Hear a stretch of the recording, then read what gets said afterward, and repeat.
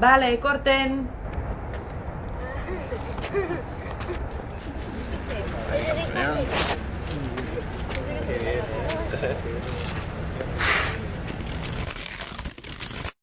Esto es solo una demostración. En la vida real las situaciones pueden provocar estrés, miedo y riesgos. Por eso es esencial mantener la calma y actuar con seguridad si se quiere ayudar en la recuperación de la víctima. En este manual explicaremos algunos de los procedimientos de primeros auxilios. De todas formas, se recomienda que antes de aplicar las maniobras más complicadas se practiquen con la ayuda de expertos. Los primeros auxilios abarcan tanto la prevención de accidentes como la asistencia a un accidentado o enfermo agudo. Las reglas de oro son no causar más daño y actuar con el principio de riesgo calculado. Por lo tanto, siempre es mejor hacer solo lo que se está seguro que se sabe hacer bien. Aunque se haga todo lo posible por mejorar la situación y se actúe correctamente, los primeros auxilios no son una garantía de éxito. Por lo tanto, siempre se tendrán que activar los sistemas de ayuda. La legislación reconoce responsabilidades legales en la prestación de auxilio. Esto quiere decir que ante una persona desamparada y en peligro grave es obligatorio pedir auxilio, es decir, llamar a los servicios de emergencia. Si se puede socorrer, tiene que ser sin riesgo propio de la víctima o de terceros. Por lo tanto, si existe cualquier peligro, no se está obligado a intervenir directamente. Si durante la atención de auxilio se causa algún daño porque se hace algo mal o por omisión, se tienen que asumir las responsabilidades legales. Volvemos a la premisa básica de no causar más daño y actuar solo cuando se está seguro de lo que se tiene que hacer.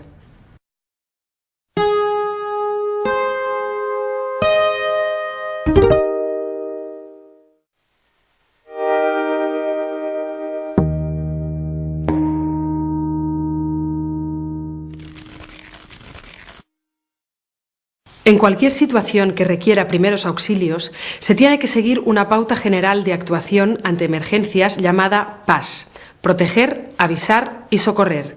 3 acciones a aplicar una después de la otra por este orden. Antes de cualquier actuación, hay que valorar el entorno para evitar que la situación empeore. Así que se tienen que tomar medidas tanto de autoprotección como de protección para la víctima y para terceros. De esta manera se pueden prevenir nuevos accidentes. Es improbable ayudar a los heridos si uno mismo se pone en peligro. En cuanto se haya asegurado la zona, es necesario que alguien sepa que hay una emergencia. Para activar el sistema de asistencia sanitaria urgente hay que llamar al teléfono gratuito 112 que funciona para emergencias en toda Europa. Puede llamar la persona que presta la ayuda sanitaria o cualquier otra. Quien llame tiene que conocer los datos que debe facilitar. Se le pedirá que vuelva después de la llamada para confirmar que la ayuda está en camino. Durante la llamada al 112 es preferible dar el máximo número de datos posible. Es muy importante la localización exacta de los hechos. Si se está en una población, se tiene que facilitar la dirección, y si se está en la carretera, hay que decir el nombre de la vía, el kilómetro y el sentido. Si no se tiene toda la información, se dan puntos de referencia visual. Igualmente, se informa del número de personas involucradas y, si es posible, el tipo de lesión y síntoma que presenta. También se avisa si alguna de ellas presenta una disminución física o psíquica o si hay alguna embarazada o niño. Otro dato que se tiene que dar es el tipo y la gravedad de la emergencia y los riesgos que conlleva, como podría ser un incendio, productos peligrosos, líneas eléctricas dañadas o vehículos que obstaculicen la calzada. Antes de colgar, hay que verificar que se ha recibido bien la información. Harán repetir el mensaje y hay que esperar hasta que la otra persona diga que se puede colgar. El último paso que queda de la pauta general de actuación es el de socorrer a la persona accidentada. Después de asegurar la zona y alertar de la situación, se comunica a la víctima que la ayuda está en camino. Hay que tranquilizar a la víctima aunque no responda y no moverla de sitio a no ser que esté claramente en peligro. En caso de que haya varias víctimas, hay que atender preferentemente a las que presenten paro respiratorio, paro cardíaco o hemorragias graves. Muchas veces, el que más grita no es el que está más grave. Después explicaremos cómo se hace una evaluación inicial del estado de las víctimas. La pauta a seguir en cualquier acción de primeros auxilios es muy simple. Establecer medidas de protección y de prevención de nuevos accidentes, activar el sistema de emergencia sanitaria llamando al 112 y atender a la víctima sin causar más daño.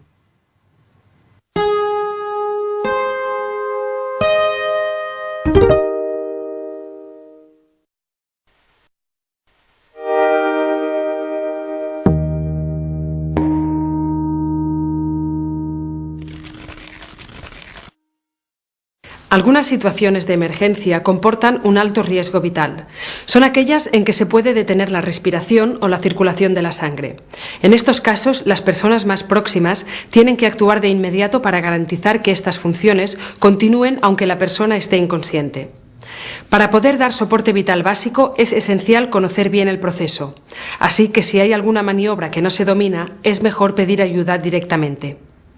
Para saber qué pasos hay que seguir ante una persona en situación de emergencia, existe un protocolo de actuación. Ante todo, se asegura que el lugar de los hechos no sea peligroso ni para quien da auxilio, ni para la persona afectada, ni para terceros. A continuación, se valora el estado de conciencia de la víctima. Para hacerlo, se la estimula hablándole y sacudiéndole los hombros con cuidado. Si la persona responde, aunque parezca confundida, está consciente. Por lo tanto, se le pregunta qué ha pasado y después se mira si hay lesiones que podrían empeorar su estado. No se moverá de sitio si no es imprescindible. Si es necesario, se llama al 112. Si no recibís ninguna respuesta, quiere decir que la persona está inconsciente. En este caso se grita para pedir auxilio. Mientras, se tiene que abrir la vía aérea para poder comprobar si respira y no dejar a la víctima sola. Para abrir la vía aérea, se tiende a la persona inconsciente boca arriba sobre una superficie dura y plana. El cuerpo tiene que estar recto y los brazos estirados. El reanimador se arrodilla a la altura de los hombros, le aguanta la cabeza por la frente y le eleva la barbilla empujando el mentón con 2 dedos. Si se ve algún objeto que pueda obstruir la respiración y es fácil de extraer, se saca, no se busca más a fondo. Para comprobar la respiración, se mira si el tórax se eleva y se acerca la mejilla a la boca. Se comprueba si se nota el aliento y se escucha si respira, durante no más de 10 segundos. Si vemos que la persona respira, se coloca en la posición lateral de seguridad siempre que se pueda. De esta manera se evita que alguien que está inconsciente se atragante o aspire el propio vómito. Para colocar a alguien en posición lateral de seguridad, hace falta arrodillarse a su lado y sacarle las gafas o los objetos grandes que lleve en los bolsillos. Se le estiran las piernas y se le pone el brazo más próximo en ángulo recto con el cuerpo. Se le dobla el codo y se le coloca la palma de la mano mirando hacia arriba. El dorso de la otra mano se le pone en la mejilla contraria y se mantiene en esta posición. Con la mano que queda libre se coge la rodilla de la pierna más alejada y se levanta hasta apoyar toda la planta del pie en el suelo. Manteniendo la posición, se le estira la pierna por encima de la otra, girando todo el cuerpo hacia este lado. La pierna doblada se flexiona en ángulo recto para impedir que el cuerpo se desplace rodando. Para mantener las vías respiratorias abiertas, se inclina la cabeza hacia atrás y se mantiene con la mano que hay debajo de la mejilla. Si todavía no se ha hecho, se llama al 112 y mientras se espera la llegada de la asistencia médica, se vigila si continúa respirando. Si la víctima se queda en esta posición más de media hora, se gira sobre la espalda y se coloca sobre el lado opuesto. Y ahora volvemos al protocolo de actuación. Si acabamos de ver qué hay que hacer cuando la persona respira, ahora veremos cómo proceder cuando no respira normalmente. En este caso, hace falta que alguien alerte al 112 y deje claro que se trata de una víctima inconsciente y que no respira. Si no hay nadie más, llama a uno mismo, aunque ahora se deje sola a la víctima. Después se empieza la reanimación para mantener en activo tanto la respiración como la circulación de la sangre. La reanimación cardiopulmonar en el adulto empieza por las compresiones torácicas. Se coloca el talón de una mano en el centro del pecho y el talón de la otra mano encima de la primera. Se entrecruzan los dedos para no presionar las costillas, teniendo cuidado de no aplicar presión ni en la parte superior del abdomen ni en el extremo inferior del esternón. Se estiran los brazos sin flexionar los codos, procurando que los hombros queden encima del pecho de la víctima. Se comprime el esternón de 3,5 a 5 centímetros de profundidad. Después de cada compresión, se libera la presión del tórax sin perder el contacto entre las manos y el cuerpo. Y se repite este movimiento 30 veces a un ritmo de unos 100 golpes por minuto, intentando poner el mismo énfasis tanto en las compresiones como en las descompresiones. Después de 30 compresiones torácicas, se pasa a la respiración artificial. Se vuelve a abrir la vía aérea y con la mano que aguanta la frente se pinza bien la nariz de la víctima. Se le mantiene la barbilla arriba para que se abra la boca. Se inspira aire y con los labios se sella la boca de la víctima. En casos especiales, la respiración artificial podrá ser de boca-nariz o de boca-estoma. Se insufla aire a un ritmo constante durante 1 segundo mientras se mira si se eleva el pecho. Si el aire no entra en los pulmones, asegúrese de que se están abriendo bien las vías respiratorias. Si aún continúa el problema, se mira la boca y se extraen los posibles cuerpos extraños si son accesibles. Manteniendo la posición de la cabeza de la víctima, se retira la boca y se despinza la nariz para dejar salir el aire. Se tiene que ver cómo el tórax desciende. Para continuar con la reanimación, se hace otra insuflación y se continúan haciendo secuencias de 30 compresiones y 2 ventilaciones hasta que llegue la ayuda médica o hasta que la persona recupere la respiración espontánea. Si no se puede o no se quiere hacer ventilaciones, se hacen solo compresiones torácicas, 100 por minuto. Solo para acabar os explicaremos algunas excepciones en las que esta maniobra tiene alguna variación. En lactantes y niños, antes de las compresiones torácicas, se recomienda hacer 5 respiraciones. Si no hay respuesta, se pasa a las compresiones. Si estamos solos, haremos 1 minuto de reanimación antes de pedir ayuda. Para hacer las compresiones a un lactante se utiliza la punta de los 2 dedos. Se presiona el centro del tórax evitando tocar el extremo del esternón, las costillas o el abdomen. En los niños a partir de 1 año, la compresión se hace con la base de la mano sobre el tórax y solo si el niño es mayor se hace como en un adulto. De todos modos, si no sabemos hacerlo, aplicaremos el protocolo del adulto adecuando la respiración y la fuerza de las compresiones al tamaño del niño. El protocolo de actuación ante una emergencia es siempre el mismo. Se asegura la zona para prevenir riesgos. Se comprueba si la víctima está consciente. Si está consciente, se actúa según qué le haya pasado y si hace falta se pide ayuda. Si está inconsciente, se grita para pedir ayuda. Después se le abren las vías aéreas. Se comprueba si respira con normalidad. Si respira bien, se coloca en posición lateral de seguridad. Si no respira, hay que asegurarse que se ha alertado al 112 antes de empezar con las maniobras de reanimación, que se mantendrán mientras no llega la ayuda.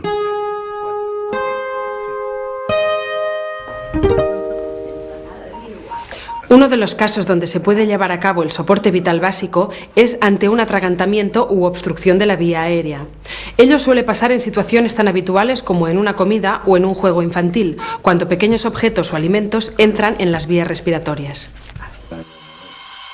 Ante este caso, es primordial ver si la persona tose o puede hablar, es decir, ver si hay un mínimo paso de aire. En caso de que así sea, hay que animar y favorecer a que continúe tosiendo para que la obstrucción desaparezca por sí sola. Es muy importante no dar golpes en la espalda de la persona que está de pie, porque podrían mover el cuerpo extraño y obstruir del todo las vías respiratorias. Si la víctima no puede toser ni hablar, la obstrucción es completa. En este caso, la víctima puede hacer el gesto reflejo de llevarse las manos al cuello. Si en poco tiempo no recupera la respiración, la víctima caerá inconsciente al suelo. Si la víctima no tose, hay que actuar de inmediato y gritar para pedir ayuda. Después, desde un lado y un poco detrás de ella, se le sostiene el pecho con una mano y se la ayuda a inclinarse hacia adelante. Con la otra mano se dan hasta 5 palmadas fuertes en la espalda entre las escápulas, o menos golpes si el objeto se expulsa antes. Se revisa la boca y se retira cualquier estorbo que se vea. Si la obstrucción perdura, se hacen las compresiones abdominales. Se rodea a la víctima desde atrás. Se cierra una mano en forma de puño y se coloca el nudillo del pulgar 4 dedos por encima del ombligo. Se coge el puño con la otra mano y se presiona fuerte hacia adentro y arriba, hacia los pulmones. Se disminuye la presión sin perder la posición del puño y se repite en ciclos de 5 veces. Si continúa la obstrucción, se alternan las 2 maniobras, 5 palmadas y 5 compresiones. Si aún así no mejora, es necesario llamar al 112 y prepararse por si hay que hacer la reanimación cardiopulmonar. Si las compresiones y las palmadas no han funcionado, puede ser que la víctima caiga inconsciente al suelo. Este caso ya lo hemos visto en el apartado anterior. Recordad que hace falta abrir la vía aérea y comprobar si respira. Si no es así, se realiza la reanimación cardiopulmonar hasta que recupere la respiración espontánea o hasta que llegue el equipo de emergencias. Hay situaciones en que la maniobra de compresiones abdominales puede variar. Los lactantes o menores de 1 año se colocan en el antebrazo con la cabeza más abajo que el cuerpo y aguantándoles la barbilla para mantener la boca abierta. Con la otra mano se dan hasta 5 golpes entre los omóplatos. Si no expulsan el cuerpo extraño, hace falta darles la vuelta y sostenerles el cuello con la mano mientras con la otra mano se aplican 5 compresiones torácicas. Si la obstrucción no mejora, se llama al 112 y se continúa la maniobra mientras no llega la ayuda. Un atragantamiento se suele solucionar tosiendo, así que si el atragantado tose, se le anima a que continúe haciéndolo, sobre todo sin darle ningún golpe si está de pie. Si no tose ni habla, se mira su estado de conciencia y se pide ayuda. Si la persona está consciente, se le dan hasta 5 palmadas en la espalda entre las escápulas y 5 compresiones en el abdomen. Se repite hasta que se expulse el cuerpo extraño que obstruía las vías aéreas. Si la persona se encuentra inconsciente, se empieza la reanimación cardiopulmonar hasta que respire, hasta que llegue la ayuda médica o hasta que estemos agotados.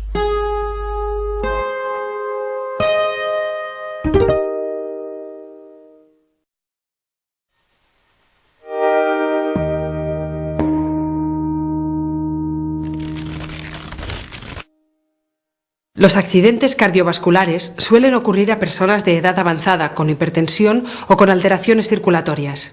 Aunque sus efectos pueden provocar una parada cardíaca, muchas personas se recuperan completamente. Los ejemplos más claros de este tipo de accidente son el derrame cerebral o accidente vascular cerebral, donde falta riego sanguíneo en el cerebro, y el infarto de miocardio o ataque cardíaco, en el cual falta riego en el corazón. Vamos a ver ahora cuáles son los signos y los síntomas que nos pueden ayudar a detectar este tipo de accidentes. El primer signo visible de un accidente vascular cerebral es que la persona está confundida, como si de repente pareciera embriagada. Si se le pide que enseñe los dientes, se verá cómo solo mueve un lado de la boca o el movimiento será asimétrico. De la misma manera, puede ser que tenga problemas para hablar o tragar. Los pliegues de la frente también se mueven de forma asimétrica, un lado más que el otro.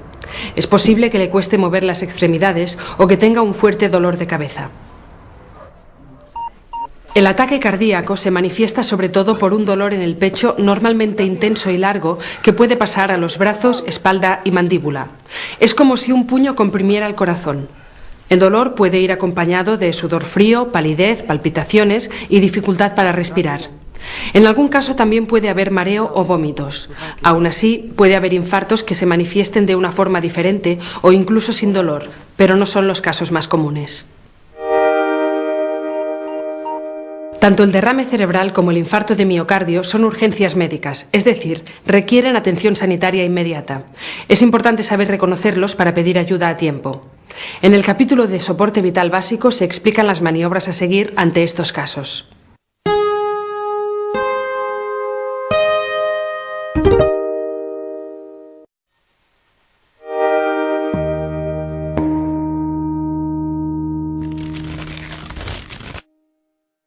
A veces la actividad física intensa nos deja sin aliento, como si no pudiéramos respirar profundamente. Esta misma sensación de falta de aire es la que sienten aquellos que sufren una dificultad respiratoria. Este síndrome suele ser fruto de reacciones alérgicas o problemas de salud como la neumonía, la bronquitis aguda, el asma, la insuficiencia cardíaca o el ataque cardíaco. La dificultad respiratoria es siempre una emergencia médica y hay que llamar de inmediato al 112. Se mira el estado de conciencia y si puede respirar, aunque solo sea un poco. Si está inconsciente y no respira adecuadamente, se hace la reanimación cardiopulmonar.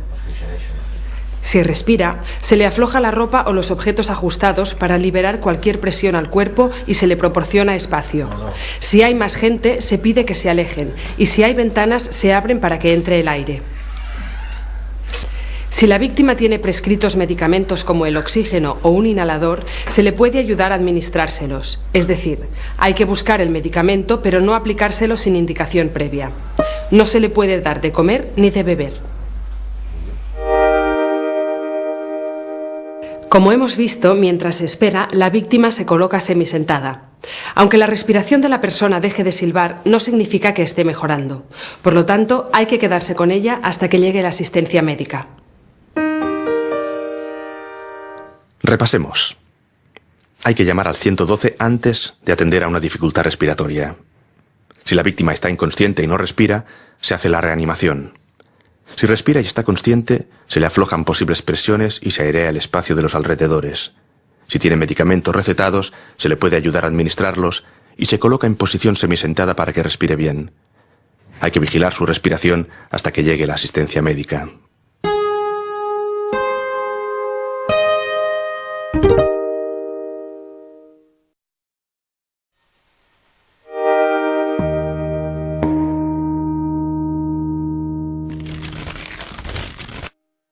Las convulsiones son contracciones involuntarias y repetitivas de los músculos. Las causas pueden ser varias: bajada de azúcar, lesiones cerebrales, algunas enfermedades como la epilepsia o la ingestión de ciertos tóxicos. En niños, la causa puede ser la fiebre. Estos ataques son repentinos y alarmantes y alteran el estado de conciencia de la persona que convulsiona. Durante un ataque con convulsiones, lo principal es evitar que la persona que lo sufre se haga daño. Es recomendable recordar o anotar la hora en la que empieza el ataque. Si se prevé la pérdida de conciencia, se intenta suavizar la caída. Cuando la persona está en el suelo, se desaloja el espacio de alrededor de objetos peligrosos y de testigos. No se la tiene que mover, salvo peligro inminente. Si es posible, se protege la cabeza de la víctima con alguna cosa blanda y se le afloja la ropa en torno al cuello para procurar asegurar la respiración. No hay que retener a la víctima ni ponerle nada en la boca en ningún momento. Después de la crisis, se abre la vía aérea y se comprueba la respiración. Si respira, se coloca en la posición lateral de seguridad y mientras se recupera, se anota la duración del ataque y se permanece a su lado. Cuando los niños de hasta 5 años tienen fiebre alta, pueden sufrir convulsiones. Son las llamadas convulsiones febriles, que se tratan igual que en los adultos. La diferencia es que una vez pasada la crisis hay que seguir con los primeros auxilios. Después de las convulsiones febriles, hay que prevenir el aumento de temperatura corporal y, si se puede, rebajarla. Se moja al niño con paños, mojados con agua tibia y no fría, ya que la fría podría empeorar la situación.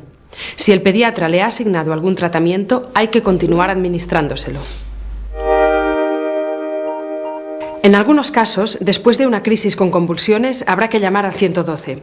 Estas situaciones son las siguientes: cuando la víctima queda inconsciente más de 10 minutos. Si después de 5 minutos las convulsiones no se detienen.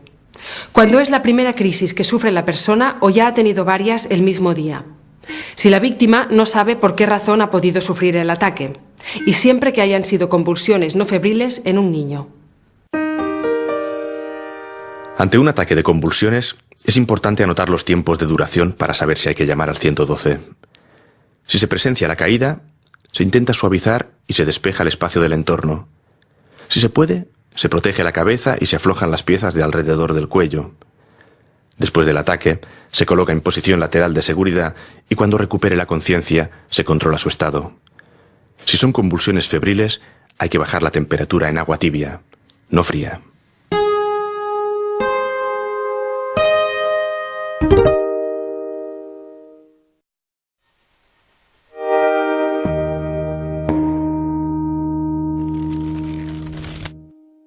Estar de pie y quieto durante mucho tiempo, emociones intensas, regímenes dietéticos no adecuados o el exceso de calor pueden provocar una lipotimia o, lo que es lo mismo, un desmayo. En estos casos, la piel, aunque puede estar sudada, no está caliente sino fría. Veamos qué podemos hacer. Para mejorar el riego sanguíneo en el cerebro, se le levantan las piernas ligeramente por encima del nivel de su cabeza. En todo momento la víctima tiene que recibir aire fresco. Si hay más gente alrededor de la víctima, se tiene que alejar y ventilar el espacio. Mientras la persona desmayada se recupera, hay que tranquilizarla y ayudarla a sentarse. Si parece que la víctima se vuelve a desmayar, se la devuelve a la posición anterior. Si no recupera la conciencia al cabo de un momento, se llama al 112 y se está preparado para dar el soporte vital básico. Después de un desmayo, se levantan las piernas de la víctima y se procura que le llegue aire fresco. Cuando se recupera, se le tranquiliza y se le ayuda a sentar. Solo se llama al 112 si tarda en recuperar la conciencia.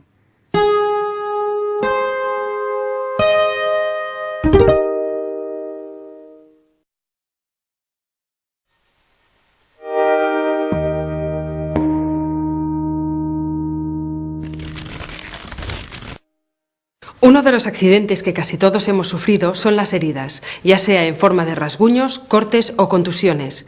Estas lesiones son tan habituales porque la piel es la primera barrera de defensa del cuerpo y se puede dañar en situaciones muy diversas. Cuando la herida está abierta es fácil que se infecte si no se cura bien. Suele ir acompañada de hemorragia, es decir, de pérdida de sangre y otros fluidos del cuerpo. En cortes o rasguños es primordial intentar que no se infecten. Ante todo se lavan las manos y si se tienen guantes de un solo uso, se utilizan. Si hay hemorragia se controla como se explica en el apartado siguiente.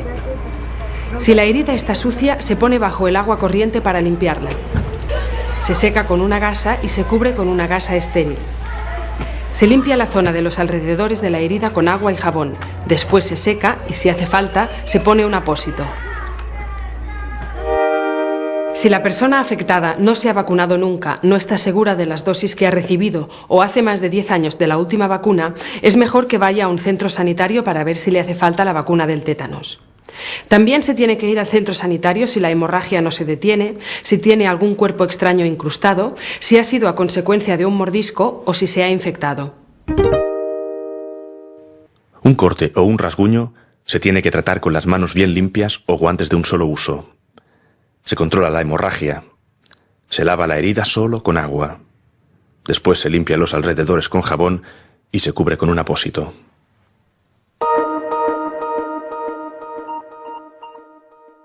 Una hemorragia abundante o grave puede impresionar, pero con calma nuestra ayuda será mucho más efectiva.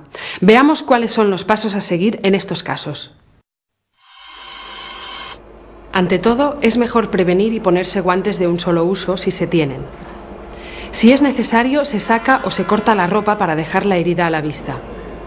Si no hay nada incrustado, se presiona la herida con los dedos o la mano sobre un apósito estéril o un paño limpio sin pelusa. Si hubiera algún objeto incrustado en la herida, hay que evitar presionarlo. Se tiende a la víctima en un sitio plano y estable, procurando mantener el cuerpo caliente. Si se ha utilizado un apósito, se aplica una venda de manera que se mantenga la presión, pero que no corte la circulación de la sangre. Si aún así continúa la hemorragia, se recubre con otro apósito y se vuelve a vendar, asegurándose de presionar en el sitio correcto. Es importante no sacar nunca el primer apósito que se ha colocado, porque la herida podría volver a sangrar.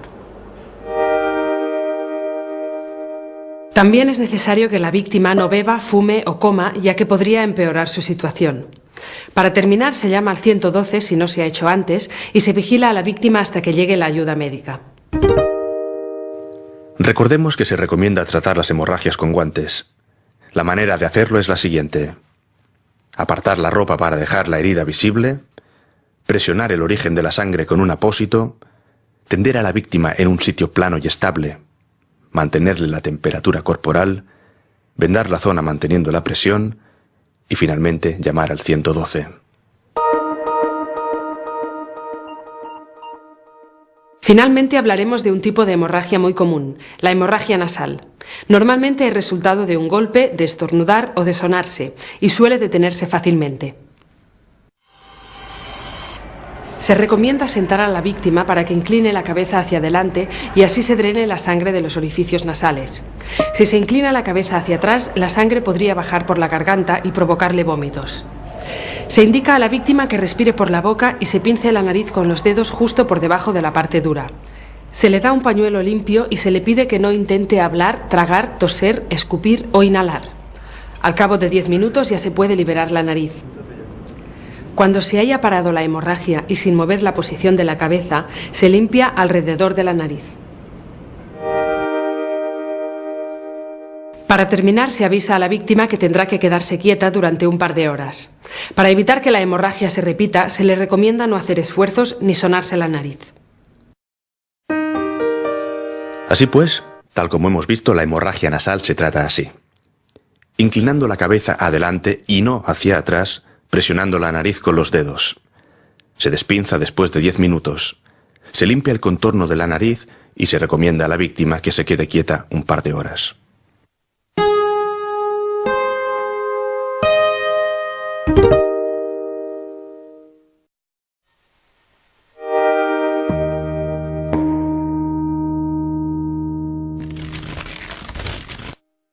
Nuestro esqueleto y las partes blandas que lo rodean pueden lesionarse si reciben un golpe fuerte o un movimiento brusco. Este tipo de accidentes se asocian a actividades deportivas o a caídas graves.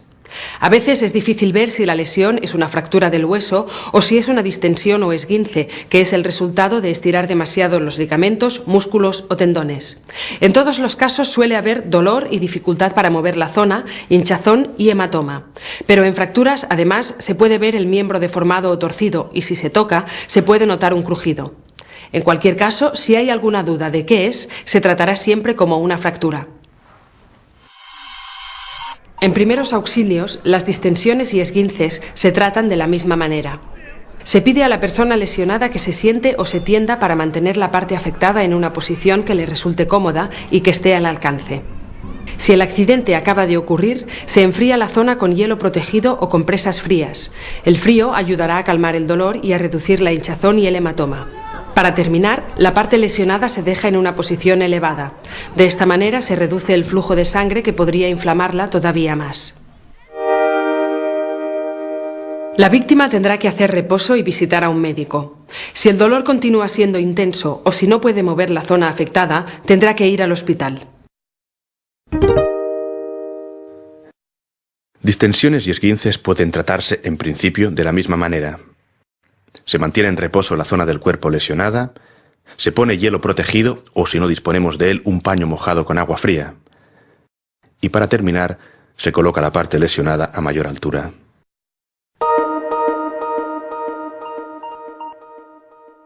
Otro de los traumatismos con los que nos podemos encontrar es la fractura.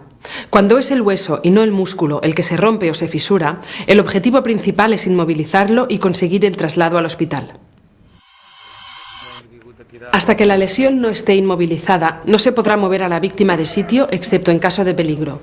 Por lo tanto, se pide a la víctima que no se mueva y se le aguanta la parte lesionada con las manos por encima y por debajo de la fractura. Para mantener la parte del cuerpo inmóvil, se venda a otra parte que no esté dañada. Por ejemplo, si es el brazo, se sujeta al tronco y si es una pierna, se sujeta a la otra pierna. Si se ve que el traslado será inminente, no hay que vendar nada y solamente se intenta mantener el cuerpo quieto.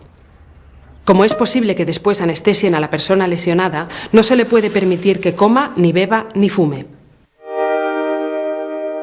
Si se ha vendado la parte lesionada, cada 10 minutos se tiene que controlar el color y la movilidad de los dedos para comprobar que el vendaje no se ha hecho demasiado fuerte. Si fuera así, se tendría que aflojar. Recordemos que ante una fractura los pasos a seguir son los siguientes. Se pide a la víctima que se quede quieta y no se mueva excepto en caso de peligro. Se sostiene la parte del cuerpo lesionada por los extremos sin coger la lesión y, si hace falta, se fija a otra parte del cuerpo que esté sana. Se pide a la víctima que no coma, ni beba, ni fume.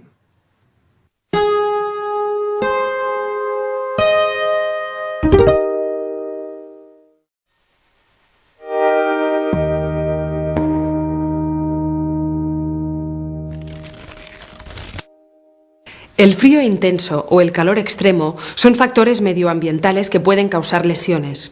Nuestra piel regula la temperatura corporal y si se ve afectada, se pueden lesionar o deteriorar funciones corporales. Todo cambio brusco de temperatura puede provocar trastornos de la conciencia. Los niños y la gente mayor son los más propensos a sufrirlos. Algunos animales, como las medusas, también pueden producir lesiones, en este caso, urticantes. Para evitarlas, una buena prevención es la mejor defensa. El golpe de calor llega cuando el cuerpo se calienta demasiado, normalmente después de estar mucho rato sufriendo calor ambiental o haciendo un esfuerzo excesivo. Un signo claro es que la piel está muy caliente pero no suda, lo que significa que el cuerpo no intercambia calor y por lo tanto puede aumentar mucho de temperatura. Es por eso que el golpe de calor siempre se considera una emergencia.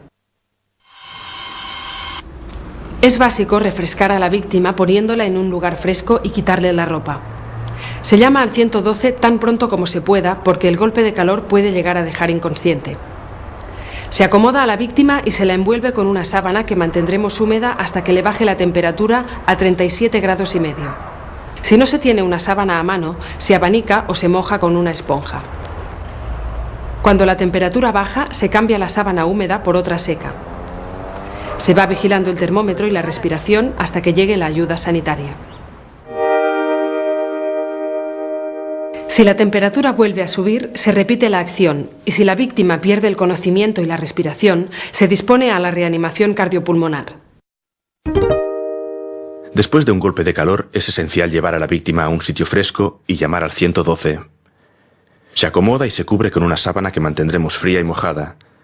Cuando la temperatura se normalice, se cambia la sábana mojada por otra seca y se vigilan las condiciones de la víctima hasta que llegue la ayuda médica. Para acabar con los trastornos medioambientales, vamos hacia el mar, donde hay que prestar atención a los avisos y a las banderas de la playa. Si al salir del agua se siente un dolor intenso en una zona que está enrojecida e inflamada, es probable que se trate de una picadura de medusa. Para tratarla, se lava la piel con agua salada para sacar posibles restos de hilos urticantes. Es importante hacerlo con agua salada, porque si se hiciera con agua dulce, se aumentaría el dolor. También puede ir bien vinagre o zumo de limón, que se aplica después sobre la parte lesionada y se deja actuar unos minutos. Finalmente, para aliviar el picor, se colocan compresas frías. Si la lesión es extensa, cerca de orificios naturales o en la cara, hay que acudir a un centro médico. Conclusión. Las picaduras de medusa se lavan con agua salada. Después se pone vinagre o zumo de limón y se aplican compresas frescas para aliviar el dolor. Si la reacción urticante es grave, hay que acudir a un centro médico.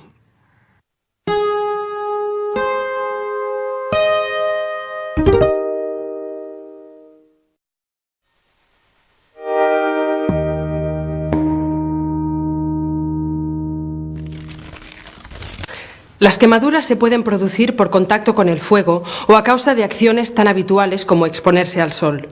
También nos podemos quemar con líquidos hirviendo, con vapor, con productos químicos o con la corriente eléctrica. La gravedad y la profundidad de la quemadura dependerán de la fuente de calor y del tiempo que ha estado en contacto con la piel. Veamos lo que tenemos que hacer en estos casos para tratar la lesión correctamente. En quemaduras térmicas o por calor, en primer lugar hay que asegurar el espacio.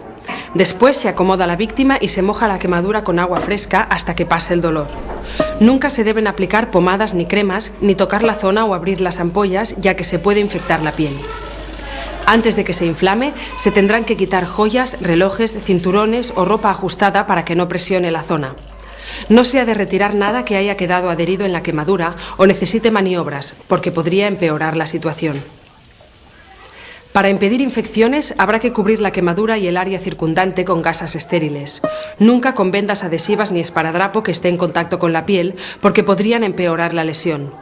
Si no se tiene un botiquín a mano, se puede utilizar un paño limpio que no tenga pelusa, intentando que no comprima.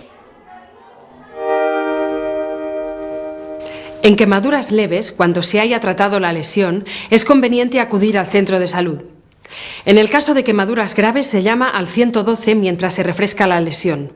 Cuando se espera que llegue la ayuda médica, se anotan los detalles de las heridas y el estado de la víctima. Hay que mantener la vía aérea abierta y estar preparado para resolver complicaciones. Así pues, los pasos a seguir son los siguientes. Se enfría la quemadura en agua fresca hasta que pase el dolor. Se retira con cuidado todo aquello que pueda presionar y se cubre con un paño que no tenga pelusa. Si es necesario, se llama al 112 o se acompaña a la víctima al centro de salud. Los productos químicos que se encuentran tanto en la industria como en casa también pueden provocar quemaduras. Estas actúan más lentamente, pero son graves. Por lo tanto, siempre requieren un traslado urgente al hospital. Primero, vamos a ver cómo se puede reconocer si se trata de una quemadura de este tipo. La prueba más visible de que se trata de una quemadura química es el posible resto de productos químicos en torno a la herida. Las quemaduras químicas se reconocen porque provocan un dolor muy agudo e intenso. Después de un rato se empieza a inflamar y a decolorar la zona afectada y aparecen las ampollas. Veamos ahora qué tenemos que hacer ante esta situación. En la mayoría de casos es primordial asegurar la zona, ventilar el aire de gases o retirar el producto químico si se puede. Si hace falta, se traslada a la víctima hacia un sitio seguro donde tratar la quemadura grave. Si el producto derramado es un ácido o un álcali como el salfumán, el clorhídrico, la sosa cáustica o la cal viva, es muy importante no manipular la quemadura. Se puede lavar con agua a chorro para que arrastre el producto y llamar directamente al 112 detallando el químico causante de la quemadura. Hay que mantener la vía aérea libre y estar preparados para hacer las compresiones torácicas. Ahora repasemos. Se reconoce que una quemadura es química si, aparte de un gran dolor, la zona quemada se decolora, se inflama y aparecen ampollas. Pero la prueba más evidente pueden ser los restos de productos químicos. Recordemos que si la causa es un ácido o un álcali, no se debe manipular la quemadura y se tiene que asegurar la zona para evitar males mayores. Hablemos ahora del último tipo de quemadura que trataremos, la eléctrica. Cuando la corriente eléctrica atraviesa el cuerpo, puede producir quemaduras y lesiones internas o incluso un paro cardíaco. La causa puede ser tanto un rayo como la corriente de baja o alta tensión. Veamos cómo detectarlas. Los residuos de color marrón o amarillo en los puntos de entrada y salida de la corriente al cuerpo ayudan a reconocer la quemadura eléctrica. En estos lugares también puede haber quemaduras inflamadas o carbonizadas. La víctima de una descarga eléctrica se podría encontrar inconsciente o con síntomas de shock. Lo que se debe hacer en estos casos es asegurarse de que la víctima no esté en contacto con la corriente. En descargas de alta tensión es prioritario estar seguros de que la corriente se ha desconectado y se ha aislado. Después se tratarán las quemaduras y se procurará un traslado urgente al hospital. En conclusión, las quemaduras eléctricas pueden dejar señales de la entrada y salida de la corriente por el cuerpo y provocar inconsciencia y shock. Sobre todo, antes de tratarlas hay que aislar la corriente eléctrica para protegerse uno mismo.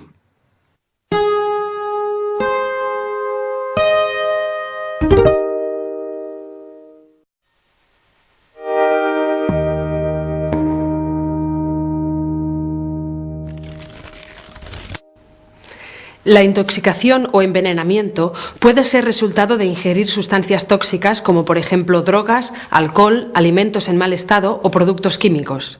En casa puede haber sustancias que pueden ser tóxicas como la lejía o el disolvente, algunos productos de limpieza o los medicamentos. Por eso es importante alejarlos del alcance de los niños que podrían ingerirlos. La mejor prevención es el cuidado. En todo momento se controla el estado de conciencia y se mantiene la vía aérea abierta.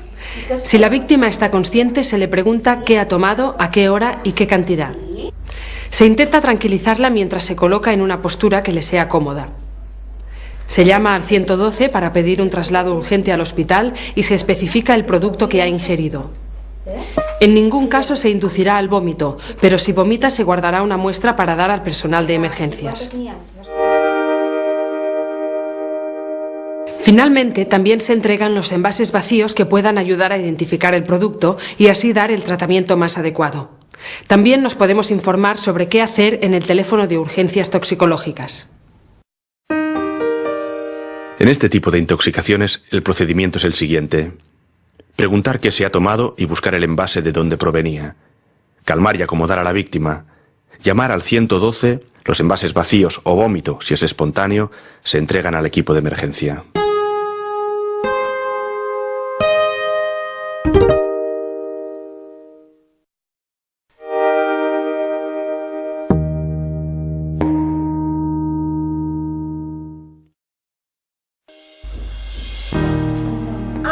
¡Corte!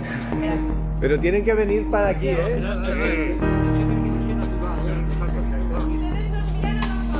Venga, venga.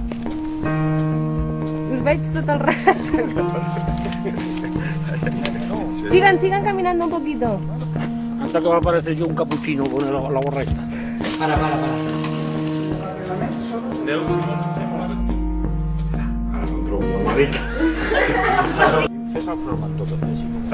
Mira, aquesta sí que pica. Aquesta sí, aquesta blanca... No l'està mirant. Aquesta no té potetes. Això no és manera de funcionar, no entenc per què no funciona això. Molt bé. Dice, no.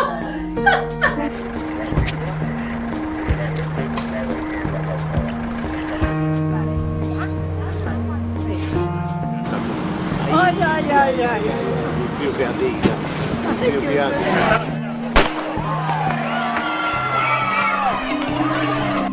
Los ojos abiertos. Sí.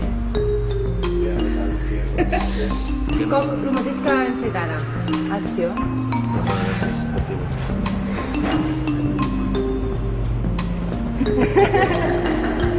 Com es passa?